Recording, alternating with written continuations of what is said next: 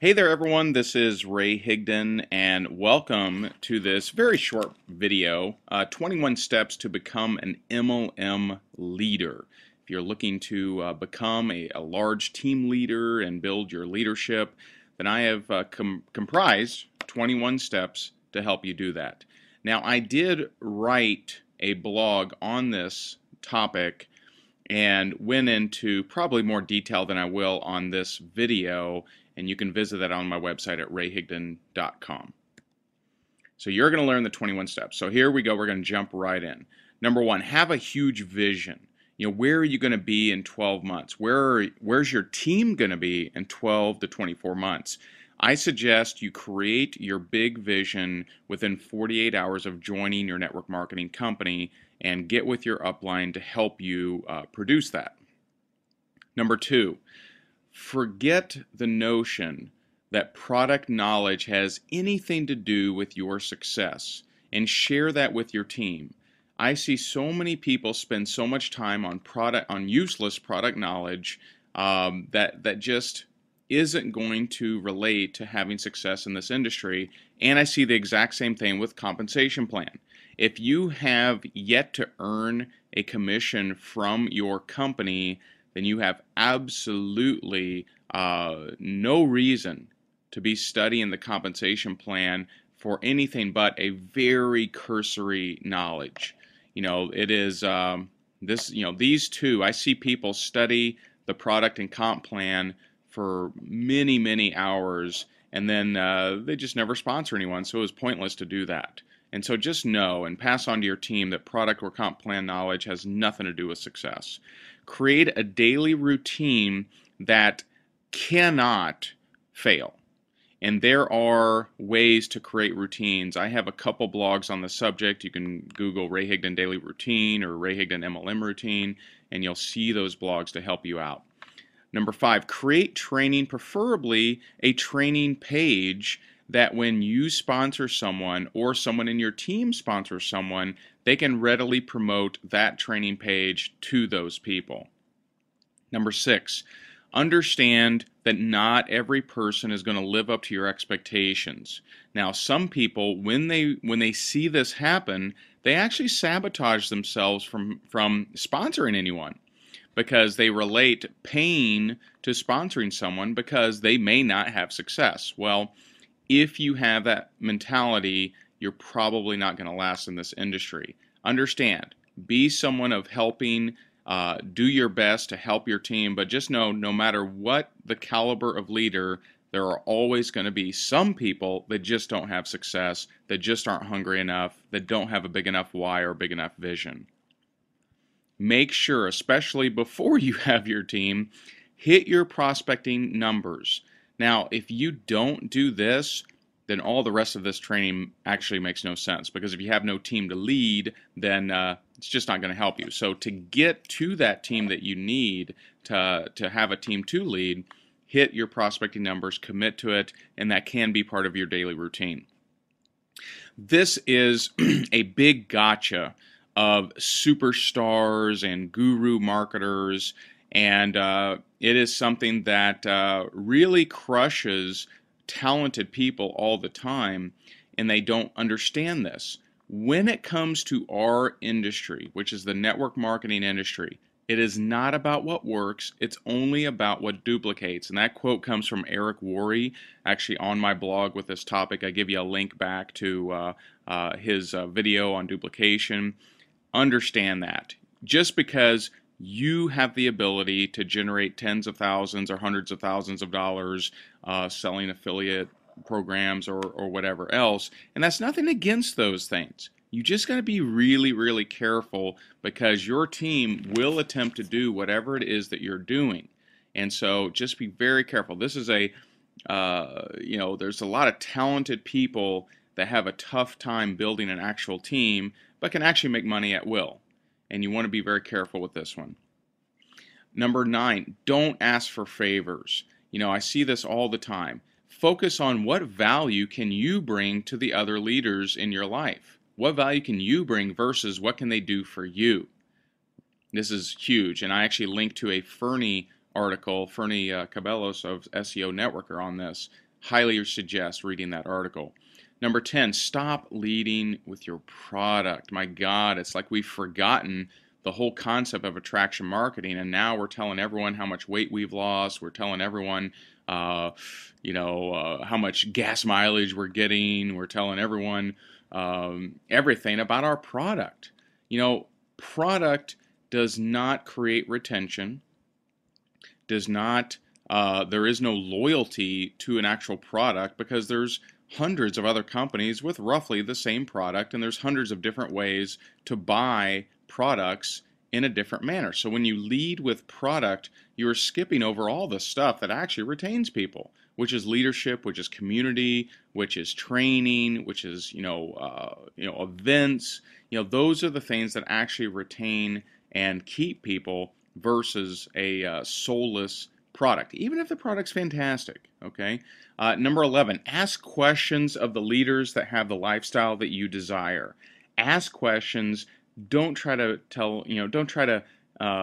show how smart you are or challenge them. Just ask. If you disagree, ask yourself, is it because you believe you know something, or is it because you have actual results? A lot of times people without results challenge leaders that have results. That makes no sense.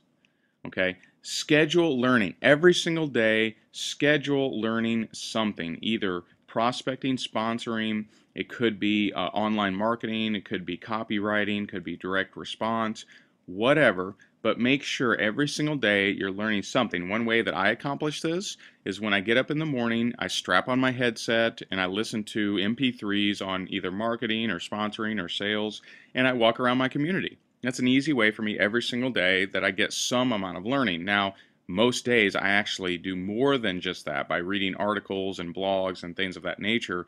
Don't spend all day learning. I'm not encouraging that, but you want to at least schedule some daily learning. Number 13, don't pitch your team another MLM, even if it's a tool, and especially if it's an easier sale. And here's the problem with that. Okay, I've seen people build pretty good teams, and then they find a great tool that helps, and they believe, you know what, this is going to help my team. I should definitely promote this. And there's tons of tool MLMs out there. And so what they do is they tell their team, hey, this may help you in recruiting people for X. Here's what happens. A large percentage of people, and perhaps your weaker players that haven't had success in your main company, well, they'll just focus on pitching the tool because they see it as easier. And so anytime someone does something out of weakness, they don't have success. And so get your team to focus on becoming better rather than wishing for things to be easier. And that's, based on a Jim Rohn quote, very, very powerful. Get better at presenting and speaking. Are there any MLM leaders that you can name that just don't show up and present and speak at events? Absolutely not. Every single one, you think of them up on stage, receiving awards, telling their story, etc. So get better at that. If you do not get better at that, you may never have the opportunity to be up there. When you don't create vacuums in your life, they just don't show up. Number 15, get past the slumps. Guess what? You're going to have slumps. It's just going to happen. It's just the way it is. Get past those slumps. Keep working. Don't use a slump as a reason to jump into the new, hot, trendy network marketing company and completely disregard your team. Get past those slumps by rolling up your sleeves. And then when you come out of that slump, you're going to head into a nice momentum because you didn't slow down. So keep your action, keep your routine, keep your commitments, and you'll work past those slumps. Number 16, what you lack in skill, make up for in numbers. Very, very powerful. In the beginning, if you are terrible at prospecting, talking to 1 to 2 people a day just isn't going to work. It's not going to work because you lack that skill. It'll take you a year to have any kind of numbers. So if you're really terrible at prospecting, then simply talk to more people. Number 17, and I like to joke around with this. I actually say this to my leaders. Bring your sleeping bag to the house of your leaders. That means be willing to roll up your sleeves, be willing to stay up all night, be willing to travel to the cities of your leaders to build that relationship, to build that community, and to help them build their team and build your leaders' credibility to their team.